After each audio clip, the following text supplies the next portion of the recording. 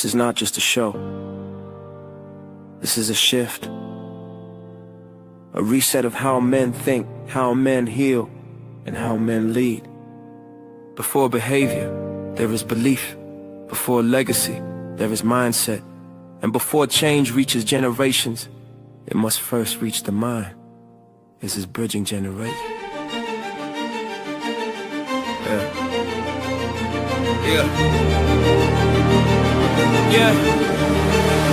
We were raised on survival, not reflection. Taught strength, but not emotional protection. Passed down rules, never passed down tools. So we repeated cycles, thinking pain was the fuel. Different decades, same mental wars. Men grinding hard, but still unsure. We inherited limits, disguised as truth, and called them manhood, handed down to the youth. But growth don't start with doing more. It starts with thinking different than before. What if failure was feedback, not shame? What if growth was learned, not fate or name? We don't stay fixed in who we've been. We expand the mind and life begins. Belief is the seed, mindset the soil. Growth is the reward of intentional toil. This is bridging generations, voices of men, where the mind gets renewed and healing begins. We don't pass down fear, we pass down plans. Blueprints for growth, hand to hand. From presence to purpose, from pain to design. We build better futures with a growth mindset.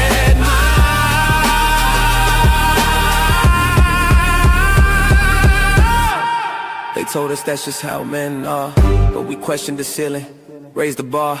We learned growth is a discipline, not a phase. A daily decision in how we're raised. Old men teaching lessons from scars. They survive, young men bringing vision, asking why different perspectives, same destination. Healing the man heals the generation. The growth mindset blueprint gave language to pain. Turned I can into I can learn again. No longer stuck in past definitions. We design it with intention. Growth is intentional. Mindset is foundational. Healing is learned. Legacy is built. Presence over pride, process over ego, blueprints, not excuses. This is how men grow.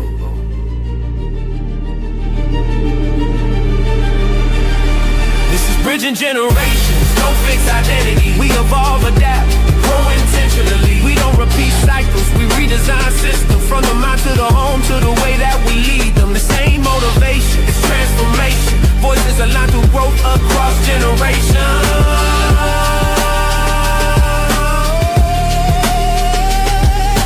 Growth is not accidental.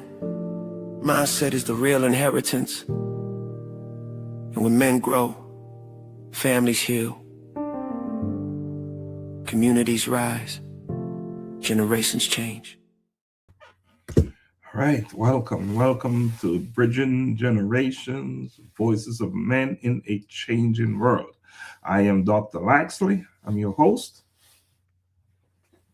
Welcome. Look, it's good to be back. Dr. Juan Marcel here on this podcast, this movement, I would say, Bridging Generations. I get to co-host with the greatest. What do they say? The greatest of all time, the GOAT, Dr. Professor Laxley Stephenson. Man, it's so good to have you back on, man. It's been a minute. Yes. It has. I knew it'd be a minute when I was logging in and I had to remember passwords and all this stuff. I was like, wow, it's been some time. Yeah, but it feels good, I tell you. But tonight we're gonna have a conversation, right? And it's not about theory. Tonight it's about transfer, how we move from where we are and pass on information to the next generation, right? Yes. One, we are living in a time where information is everywhere, but mentorship is rare. What do you think about that? I agree. I think that we are definitely in a time where there's a definite significant absence of a lot of things, prolific and prominent voices, but a strong presence of a social presence, I should say. And because of that, I think with the lack of mentoring, something else is guiding and coaching and advising us, Yeah. young adults, everybody. And we're going to talk about that tonight. Talking about that, we just lost a big one, Jesse, the Reverend Jesse. Yes, We just yes, the Reverend Jesse. yes. Yes. And it's interesting. We're in this month, this Black History Month, and we lose such a I would say an activist, someone who fought. I mean, and here's the thing, we're standing on his shoulders, and he was standing on the shoulders of some giants himself. Yeah. And just small segue, a lot of the people that went before him, his predecessors, were great mentors of his. So he kept that legacy going based on what he was able to model by the men and women that he watched and followed. So we have a responsibility. We have a responsibility. You know what, Dr. Juan? When young men or boys grow up without guidance, Mhm. it's not a case that they stop growing. It's that they grow in the wrong direction. Yes. So the question is not whether men are being influenced. The question is by whom. And that's what it's all about, by whom. Yeah. You know, the only issue, I believe, is whether men of discipline will step in or step aside. And we're here to tell whoever is watching and listening to us tonight that they need to step in Yes. and play their role, right? You are a mentor. I am a mentor. And we know that mentoring is not a hobby. Nah. It is not something we do when it's convenient. It is our responsibility. So tonight, we're not asking what is wrong with this generation. We're asking, where are the men building it? Yeah. That's what we're asking, right? So I think that's a good way to segment into our conversation tonight. There is a crisis of masculine identity. Hmm. Who is teaching our our young men how to be men? And is that teaching producing strength or confusion? That's a good question. I was doing some reading, just thinking about tonight, and actually conversations I've been having recently. And Doc, I found this that recent research shows that there's a significant shortage of male mentors for boys and young men, particularly boys of color. Even according to mentoring.org, 1 in 3 people grow up without a mentor. Hmm. And this is also what the research says, that boys are less likely than girls to report having emotionally engaged adult male mentors. So Hmm. when we talk about who's mentoring and who's guiding, there's a significant number of young men who report never even having a mentor, to coach them, to advise them, to guide them there. And so they're less likely to just get that experience. So you ask who's mentoring. I mean, they have so many options because there is a shortage based on research. And I look back at my early life. I didn't have a mentor, Mm. someone mentoring me. I didn't. Growing up in Jamaica, I didn't have one. You growing up here in the United States, it might have been a little bit different for you. Yes, I was fortunate to have, um by the grace of God, men who came along, and just who were watching me from a distance. So it wasn't like something I was running after, and actively pursuing, asking someone to. I didn't even know that language. I didn't even know what a mentor was, but there were men who came along. My earliest memory is being the age of 14, Mm, in high school. I believe I was a sophomore in high school. And I had someone come along, just pull me to the side. Hey, I see some potential in you. But I also see some things that may become obstacles, mm. and so he just put in the time and made the commitment to just show me, life. Looking back, if I was to identify someone who I can say was a mentor for me, I would have to look to when I left the military. Mm. Yeah. And then I found someone, Dr. Delores Ambrose, and you know her, Mm-hmm. powerful lady. And that was way, way, way into my life, right? So it took that long. And I can only wonder what it would have been like if I had mentors in my life early. And that's why it's so important for us to have this conversation tonight. You know, Yeah. your identity, it's not something that is built or formed in isolation. It's something that is absorbed based on your environment, based on your Yeah. environment. And what happens if fathers are absent, if mentors are silent, if disciplined men withdraw? What you have is culture is going to show up and take charge. Music, as good as music is going to give instruction. Yes. Yeah, Yeah. right? And Yes. algorithms are taking over. So, yeah, you know what? We have a generation here of young men's mistaken visibility for value. That if you are visible, if you're popular, that's value. And that's a problem, isn't it? Yes. Yes. And I think part of it too, is we lose when we don't have that consistency. And we don't have that relational piece to mentorship. I think we lose the value of connection. Yeah. I think we lose the understanding that comes, or even I'll say this, even the impact that comes with walking with someone so closely in relationship. hmm there's a level of confusion out there. And it's easy to say that some of these young folks are not intelligent, they're not educated, they're not aware. But I think it's a lack of example in many cases that is missing. Hmm. Lack of example. So we need to do our part. We need to do something about it. Just like all those who came before us and they understood that it was a responsibility. It's Yeah. not something you do out of convenience, but it's a responsibility. So I want you to tell men, because men must take on the responsibility for mentoring other men. And I want you to tell them straight up that talk to them. To Doc's point, that piece, I would say a big, a very important component of mentorship is modeling. um, and especially when you have young men, young boys, young men who are lost, who have, like Doc stated, there's this identity crisis, and they're fighting every day to learn, to discover, to know who they are, what their purpose is, where they're going, if they matter.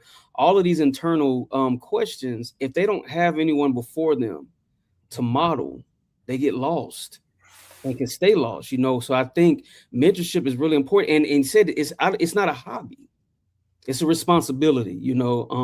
There is a quote that I absolutely love. I do my best to live by, and everything that I do, by Dr. Maya Angelou. I always quote this. She said, "When you get, give; when you learn, teach."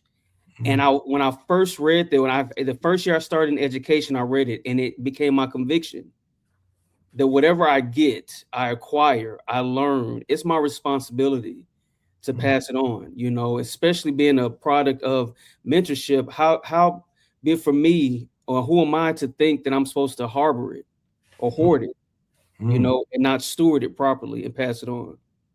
Pass it on. And it's to that old saying, are you going to function like a lake or a river? Hmm. Hmm.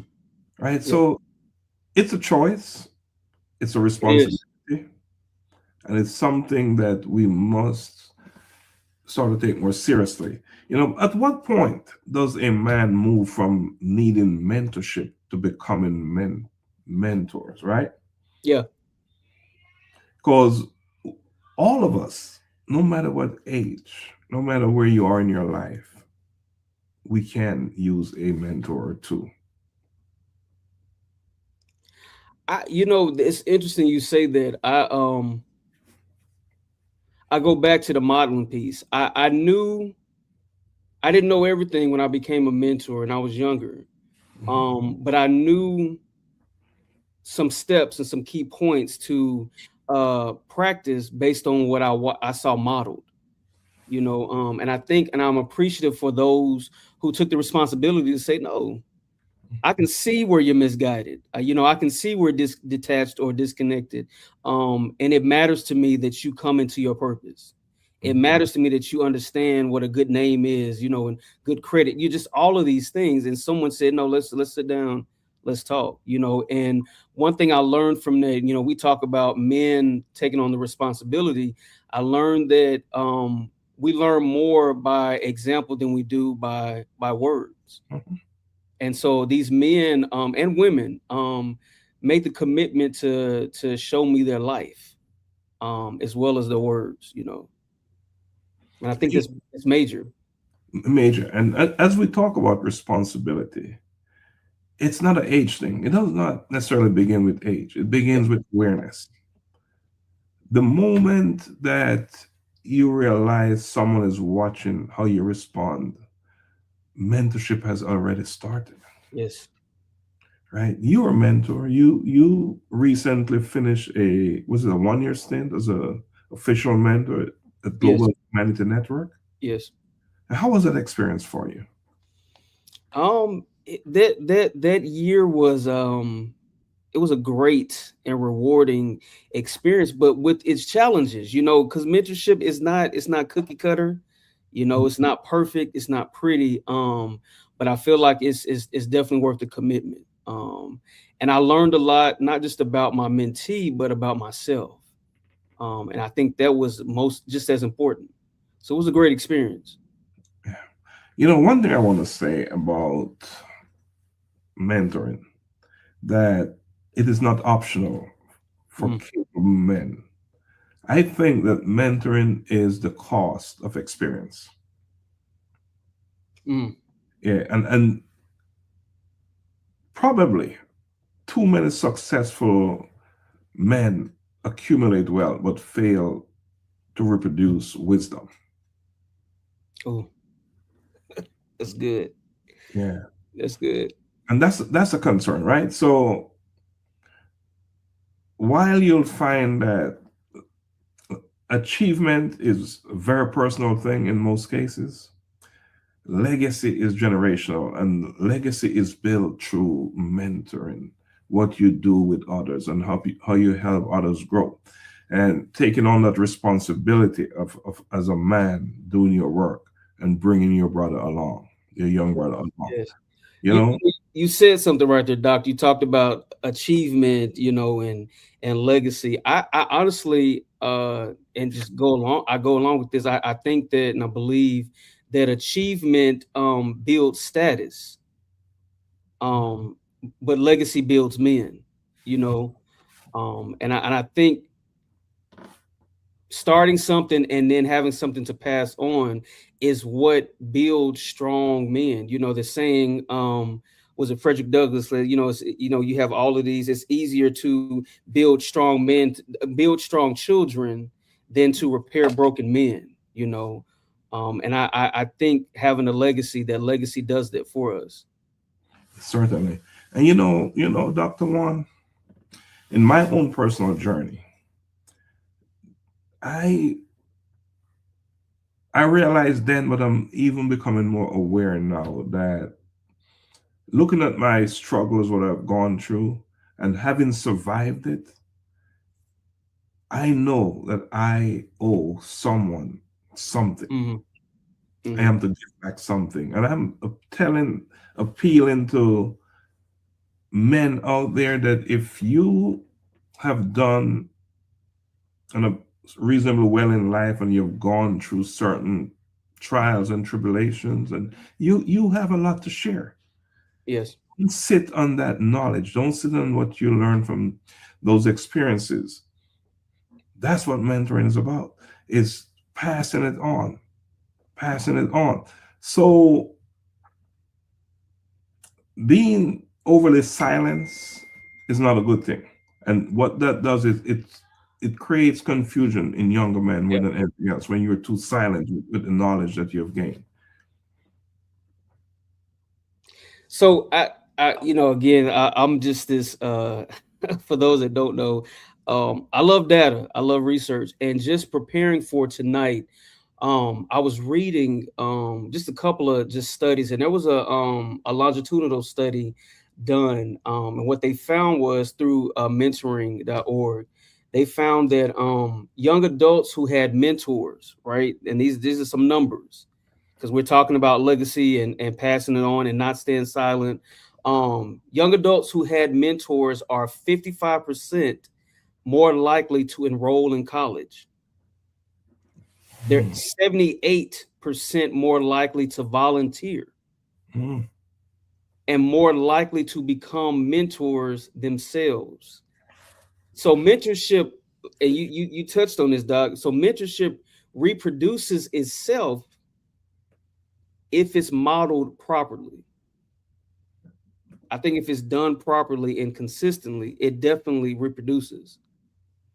Yeah, and because this is a show for men about men, we are talking about men and mentoring there, but it applies across the board, Yeah. all genders, right? Yeah. So, yes, this is Bridging Generation Voices of Men, and we're talking about men because we know that our men are at risk. Yeah. They are at risk. So, this is the challenge, one of the challenge, right? When you're talking about mentoring and be that example. It is difficult to guide someone effectively if you have not guided yourself, I agree. if you're Yes. not where you belong, right? So, which brings us to a conversation men often avoid: the internal work, what Yeah. we need to do Yeah. on the inside. What we need to, so, can a man guide another man if he has not mastered himself? I don't believe so. I don't believe so. I'll say this. I think I so John Maxwell says this that you can't lead somewhere you've never been yourself, right? So I can't take you to a place if I've never traveled to that place. I can't take you along a journey if I haven't traveled that journey. And so there are areas personally that I find myself very strong at mentoring and coaching young men and others because these areas I've been to or have mastered. And then there are areas that I'm working out myself. And so, and it's not that I shy away from mentoring someone in that area, but I just walk with them, right? Until I know that I'm strong enough or wise enough or experienced enough, right? To lead someone else down that road, but I think you said earlier, it's a decision, it's a choice. And I think maturity and humility looks like that, like saying, I'm still trying to figure that out myself. Mhm. But what I can share with you is this, and I think that's sometimes a stigma and just a deterrent for men when it comes to mentoring is like, I don't know what I'm going to tell them. I don't know what to do. And I've learned that people often don't do because they don't know. And sometimes men get stuck at the place of just knowing just trying to figure out where to start. Yeah, trying to figure out where to start, and that's even more complicated if that man is dealing with unhealed Hmm. trauma. Hmm. That thing Yes. does not disappear. Yes. It's going to leak out, right? It's going Yes. to leak out into your leadership, Yes. into your fatherhood, into how you're mentoring relationships. And I was on my other platform, Life Changing Conversations, Inspire Actions. I had Dr. Sharon the Heart Lady, right? Hmm. And we're talking about men holding on to their pain, holding on to their pain, right? Yeah. So, what many men, it's almost like we're trained to suppress emotion and not process it, Yes. Yes. right? Yes. And we believe that is strength, but it's not. All we're doing is delaying the inevitable, right? Yes. Wow. So Yeah. the sooner we as men understand that emotional intelligence Yeah. is not weakness, it is a form of regulated power, Yeah. you know? So, a mentor who cannot be corrected, one, cannot build healthy men. We must be open for correction. And if we're not open to look at our situations, our lives emotionally, then how Yeah. can you mentor another one? Yeah. Yeah. Yeah. I think that's you made a great point about emotional intelligence and being able to receive correction. So I was reading today, and it's interesting because I don't think I've ever heard this term. And if you have, let me know, Doc. But I was just looking at like the correlation between relational correction and just relational connection and manhood and masculinity. And I found that there was some research that said that because there's a significant shortage in mentorship. You have a lot of strong presence from social media, so a lot of primary masculinity is being instructed through social media. And so I read this. It said online personalities are shaping boys' views on dominance, power, wealth, and emotional suppression. Is what you just said. Mhm. So it said without relational correction, right? Boys adopt performance-based masculinity or performative masculinity. And I was like, performative masculinity, I've never heard that. But without this relational correction, they develop this performance-based masculinity. And it says this, it says that performative masculinity is a concept that masculinity is not an innate trait, but rather a set of behaviors, actions, and roles that men must constantly adopt, display, and prove to be accepted as real men by society. Mhm. Society.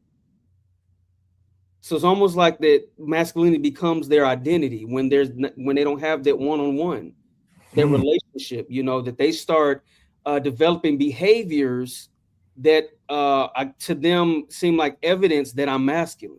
Mhm. Mhm. I do these behaviors, I act this way because this is what makes me a man. These behaviors. This is what is required to become a man. Yes. And there's no sound foundation there Yes. that is going to add value. Just that I am a man, because it's just like if I don't smoke, I'm not a man. If Right. I don't drink alcohol, I'm not a man, right? Yeah. I'm growing up, and as soon as I can smoke, man, I'm entering into my manhood, right? Yeah. Yeah. Yeah.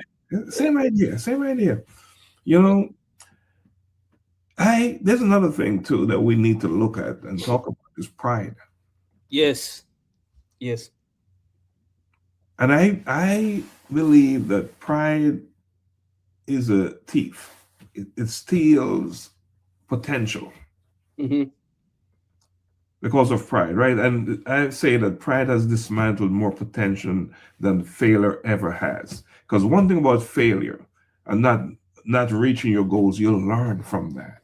You learn Yes. lessons from your Yes. failures, from your attempts. When you do things and they don't work out, you learn so much. You experience, you grow, and you develop, right? Because Yes. failure is feedback. Failure is feedback. We know that. But pride, what is pride doing for you? That's good. And I think pride, I would go as far to say personally, my thoughts about pride is that it's it can be paralyzing, Mm, debilitating. Like you get stuck in this place where you refuse to move, or you're afraid to move or act or change. And pride, it shows up for so many different reasons that I think it inhibits um change, mhm, growth. mhm. And we're talking about mentorship, connection, Hmm. you know, because Gets I'll say this. So what happens when, and I've been here, when your mentee is growing, They're maturing, be it not just age, but just, emotionally, mentally, in other ways. And they start what used to work, or the lessons that used to work for them, now that they've matured, and they're asking more, they're needing more, and it challenges you to kind of leave the place where you were once accustomed to. And then pride might say to you, like, you need to slow down. I know more than you. You know what I mean? I'm smarter than you. I know what I'm doing. But if you're not humble enough to see their evolution, right, Mhm. and move accordingly, you might stifle that, either their relationship or possibly their growth. I think pride does that as well. Mhm. And pride gets in the way of accountability. Hmm. Yeah. Yes. And accountability is a must. Yes. We Yes. must be accountable to ourselves, to our families, to our friends, to our community. And yeah, so pride will destabilize accountability. And if we want strong men, and I was having a conversation today with a friend about building strong men for our culture, for our society. We must build strong men. And in order to build strong men, we must normalize accountability among men. And I'll tell you this, growing up, I grew up without a man around me, without a father, right? Yes. Yeah. So, and why is that so? Again, it's about accountability. Because if you have children, you need to be there. Yeah. Part of your responsibility. That's part of the accountability piece, Yeah. right? Hmm. Now, I didn't. What I learned from that, my lesson from that is to make sure that I didn't repeat that. Yeah. You know, Yeah. I had to cut that off, right? I Yeah. had to cut it off. 'Cause we don't want that to become generational. That's the last thing. Yes. I love that you talk and you've talked about generations. Of course, this is bridging generations, and it makes sense. One thing I've learned, and was learning, is that we learn, we learn more from someone's actions than their words, right? And so what I saw before me, I didn't want to become, but I didn't have anything to reference to become. Only what I saw before me. And so when you talk about emotional intelligence and emotional awareness, it's almost like my settings and my environment, almost like created that awareness in me because of the questions that I had. And so being emotionally aware, um, allowed me to ask those questions. How do I become an example that I would want someone to follow? Hmm.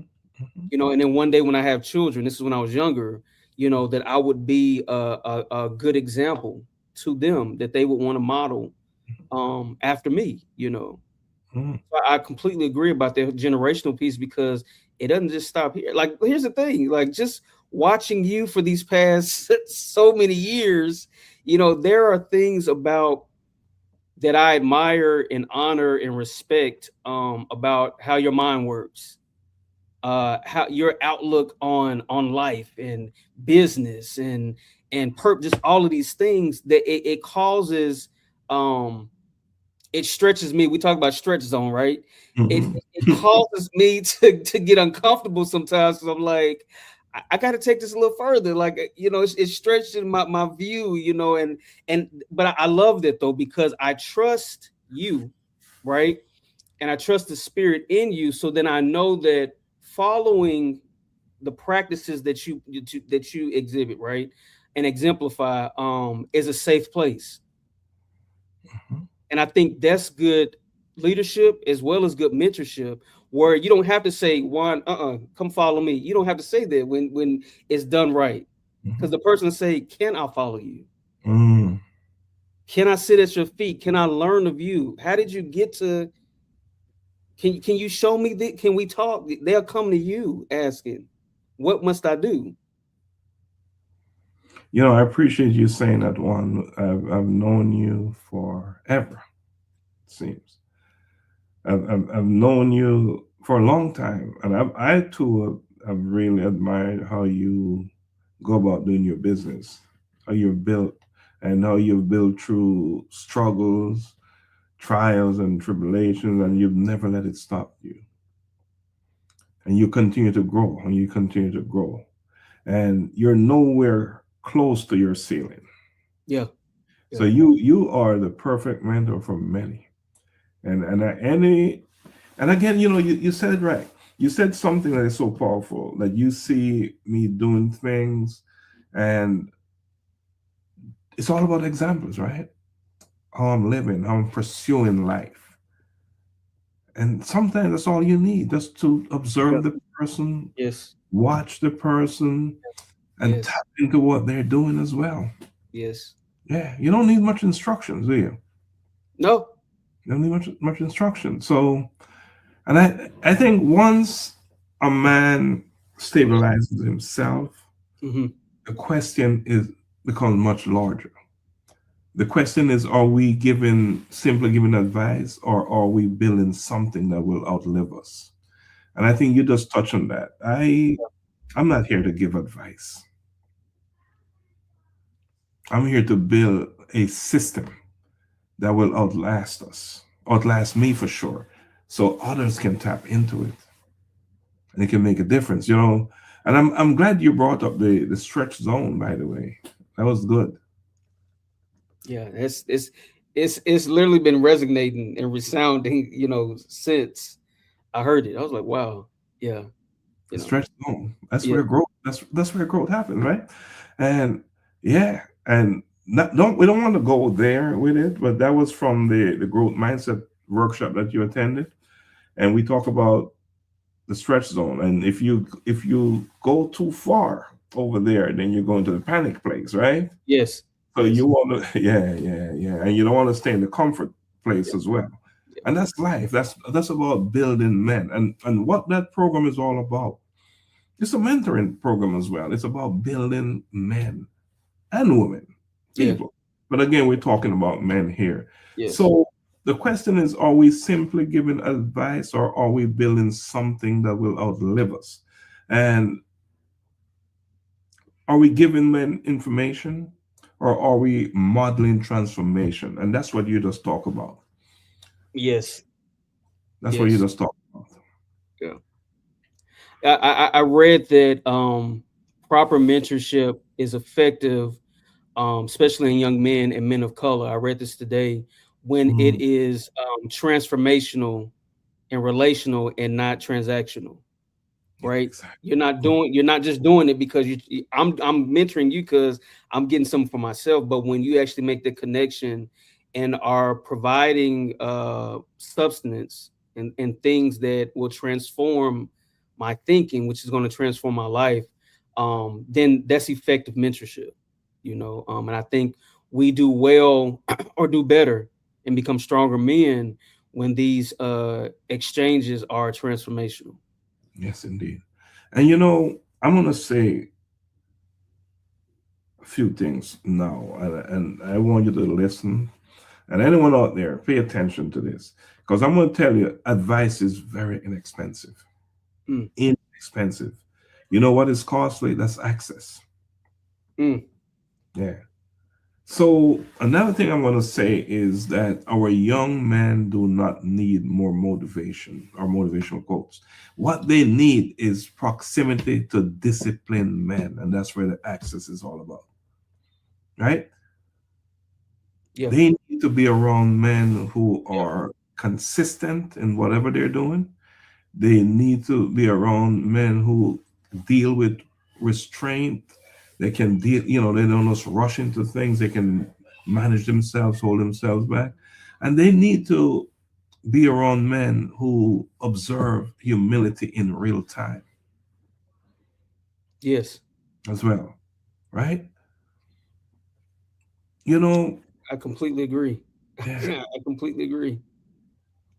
I don't think we understand like the significance, or I'll say this, the correlation between direct connection or connectivity and success, right?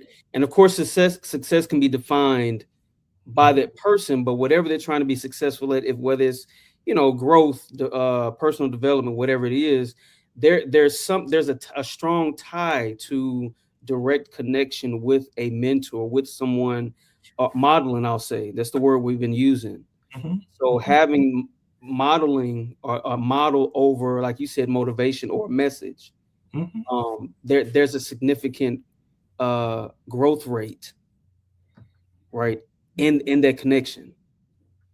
That's what the data is saying, right? Yeah, that's what that is. So this speaks to the point about proximity, like being close, you Mhm. know, being in the company of a mentor, Mhm. actually is beneficial for the Mhm. mentee significantly. You know, and and back to our talk about example, right? Because if we're only talking, if they only hear us speak, but Mhm. never see us live it, are we mentoring or are we just performing, right? Yeah. And we're talking about transformation here, right? And that, as opposed to being transactional, performance does not produce transformation. It's through our actions, it's through our examples, Yeah. yeah, not just performing, right? So one, we during the growth mindset workshop, we talk about the importance of systems, that we must build systems. We must have consistent gatherings. Yeah. And I think I gave us an example that when my years ago with my nephews, we would every Friday, every Saturday, we would have our gathering, we'd have a meeting, and we would talk shop, business. These were young men, right? So started mentoring them from very early, and we would assign a book. We'd assign a book, and I'm talking about consistent gathering now and Mhm. structured accountability here. And so we would assign a book. The book was called the E-Myth Revisited, and they would have to read a chapter and report on the chapter every. I think it was either Saturday or Sunday. They had a report on it, and it was about six of them in the group. And then at some point, they would come down to Atlanta to visit me so we could have our own retreat. And I'm talking 20 years ago. Yeah. Yeah, 20 years ago. And I think we need to do more of that. If you are that person in your family and you have nieces and nephews and whatever, you need to have these consistent gatherings. And I call it structured accountability or intentional presence in their lives. Intentional presence. Yeah. Yeah, in their lives, And I'll say this again, and I said earlier, we don't need more motivational quotes because that's random stuff. Random inspiration cannot replace structural development. That's what we need. Yeah. More structural development with our young men. And if we're to build young men who are going to be capable of carrying on the work, carrying on the legacy, because you can only do so much. We live in a relay. Yeah. It is a relay. Yeah. Yeah, it's a relay. Because we're only here for however long, right? We don't own that. What we own is while we're here to do the work we're here to do. Right. We're here. Yes. There are others to carry it on. And that's the ultimate. Yes. That's good. That's That's the good. ultimate. And what happened if we fail to do this? What happened if we fail to do this? There is a cost, a price to pay. And we're not talking about Terra here, it is generational. Generational cost. Yes. Yes. And so let's talk about the cost of doing nothing. If men do not mentor men, what happens to families, communities, and nations? You know, it shows there are significant cost to doing nothing. We have higher dropout rates, increased incarceration risk, increased behavioral problems, and lower lifetime earnings. So we're talking about health and wellness, mental health, livelihood. Those things are impacted Mm. when there's little to no mentorship or even or fathering. But we're talking specifically about mentorship. So Mhm. these are direct correlations to the lack of male mentorship and an increase, like I said, in incarceration risk. Uh, I found this too, Doc, today. It said, according to mentoring.org, they report that youth without mentors are significantly more likely to disengage from school and Mm. employment. You know, if you are able and capable, and I dare say everyone is, every male out there is capable of becoming a mentor. Yeah. Do something about it. Become accountable. Be responsible for your action. It is a responsibility. It's not a option to become a mentor. It's not an option. In Yeah. fact, I'm going to pop something on the screen. We at Global Humanity Network, we launched what we call the Beyond the Backpack. And the idea is to Beyond the Backpack gets a child to school, support keeps them there, right?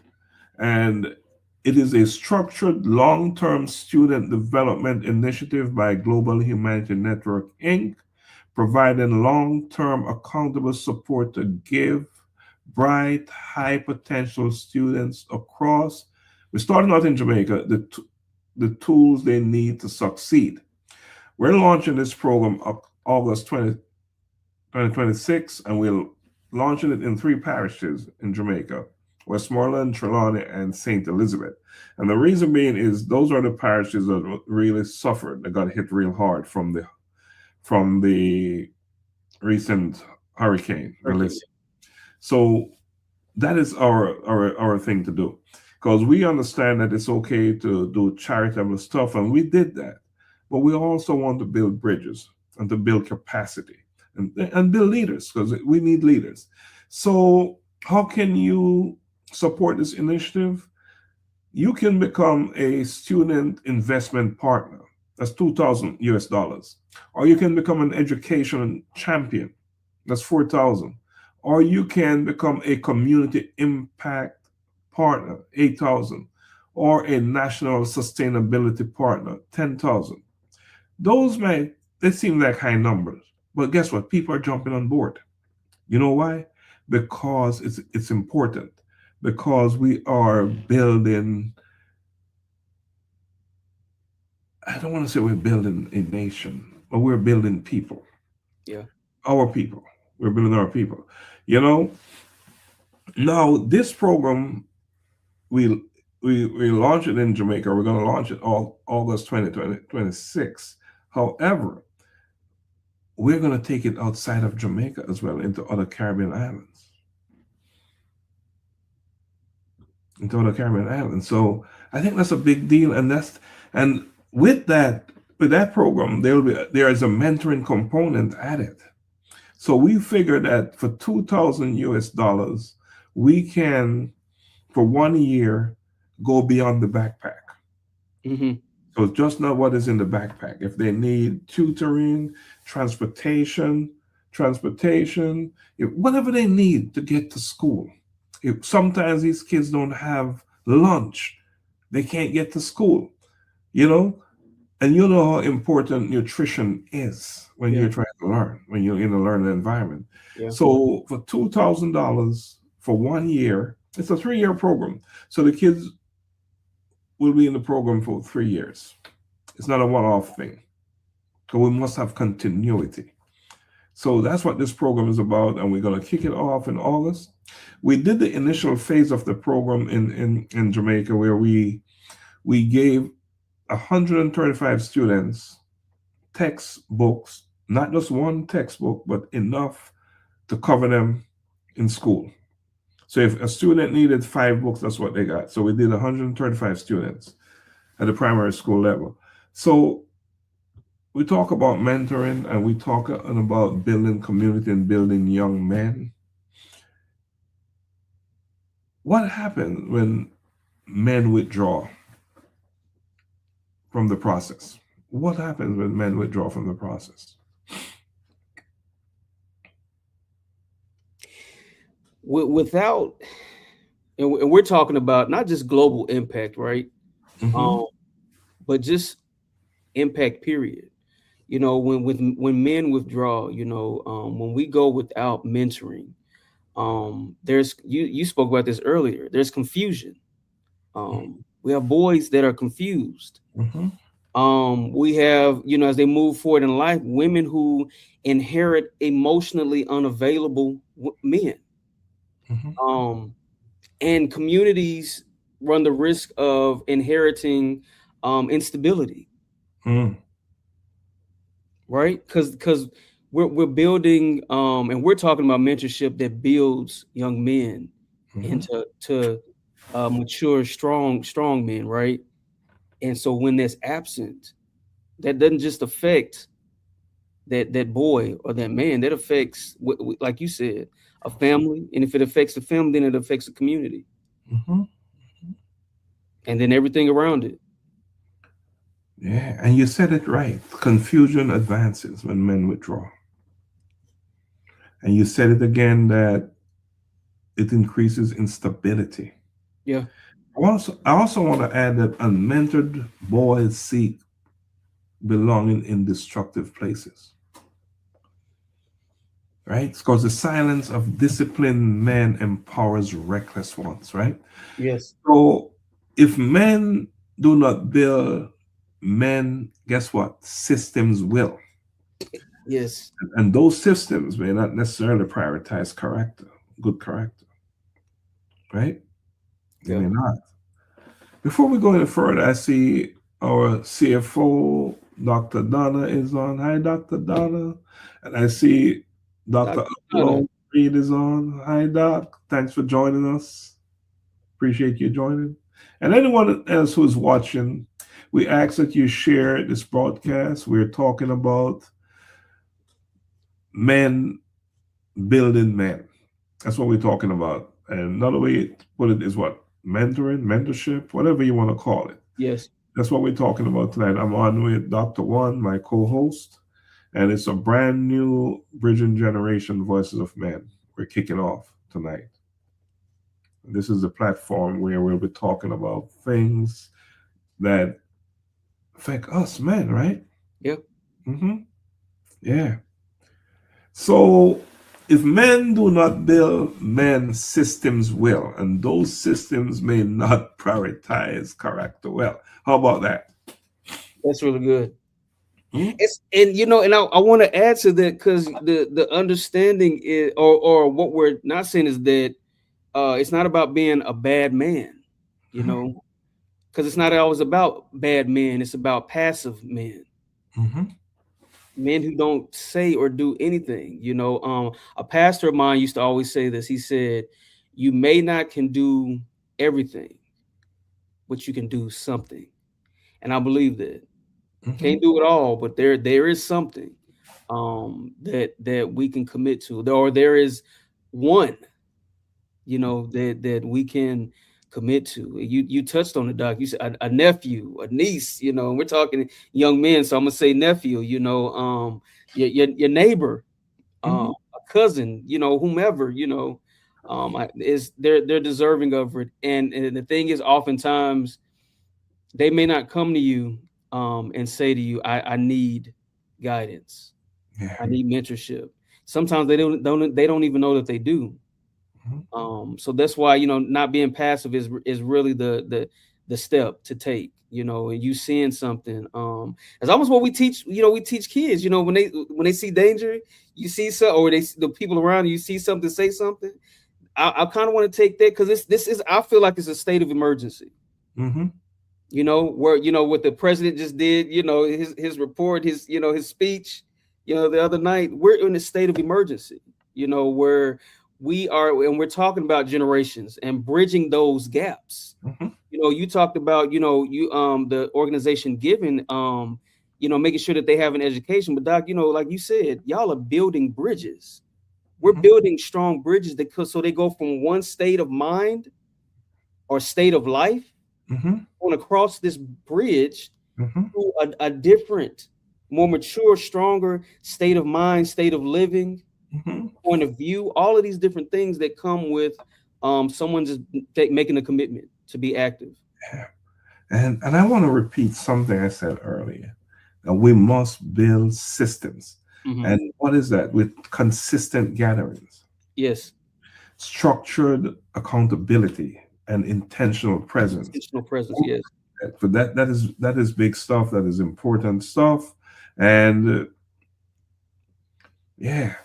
So we've been talking a lot about accountability tonight, and about normalizing accountability. It needs to be normalized. It needs to be the way to go, the thing, Mhm. not the exception. Oh, that person is accountable. No, it needs to be the go-to thing. Mhm. We're not surprised when accountability surface, right? Right. So here's a question. Here's some questions that we need to ask one another, each other. Who are you building? Who are you sharpening? Who is better because you exist? And every male and woman who are listening to us tonight, I want you to ask that question to your friends, your neighbors, your uncle, your aunt, your cousin, your mother, whatever. Ask them, who are you building? Who are you sharpening? And who is better because you exist here on earth in this life? That's a question that we must all answer. And I tell you why it's important. The next generation will inherit either our discipline or our dysfunction. Yes. There's no neutral ground, none at all. They're either going to inherit our discipline, our consistency, our structured approach to life, or our dysfunction. What do we want them to inherit is the question. Mm. Should I repeat those questions? Yes. For if you're watching this broadcast, Mhm. Bridging Generation Voices of Men, ask the person next to you or the person you see next, whether it's tonight, tomorrow. Ask them, who are you building? Who are you sharpening? And who is better because you exist here on earth? And maybe you can make a comment in the caption on this video when you get your answers. It could be tomorrow or the next day. It's okay. Make a comment and tell us what kind of responses you're getting. Because those are the most important questions you can ask right now. You can ask right now. And I'll tell you what, people are doing things, but they're not doing it in an intentional. They're lacking intentional presence. And we talked about that earlier on. Yeah. Intentional presence. So they might be doing things and not even aware of what they're doing. And that's where that intentional presence is critical. All right. And we're saying this because the next generation will inherit either our discipline or our dysfunction. There's no neutral ground. All right, Dr. Juan, we're coming down on the hour. So it went by so fast. It did. It went by. When you have great dialogue, it happens. So tell me what you're thinking. At this moment, those questions that you posed, What I heard from those questions is decision, choice, and you spoke about that earlier. Mhm. And the beauty of it, and no pressure to anyone, but the beauty of it is when you think about it and you look at those questions, and you start thinking about how to answer, you realize that you get the opportunity to decide or make a choice about the trajectory or the future of generations coming behind you, Mm. to have a significant part or significant role, right? We're not saying that we do everything for everybody, right? But to decide what that significant, and Doc said it, you're being intentional about it. That when you're in the presence or they're in your presence, right? Being intentional about that. It's not just a hey, hi, and bye. You hungry? No, but if you're around me, I'm thinking through. I'm making a decision. I want this to be a lasting impression when they leave my presence, right?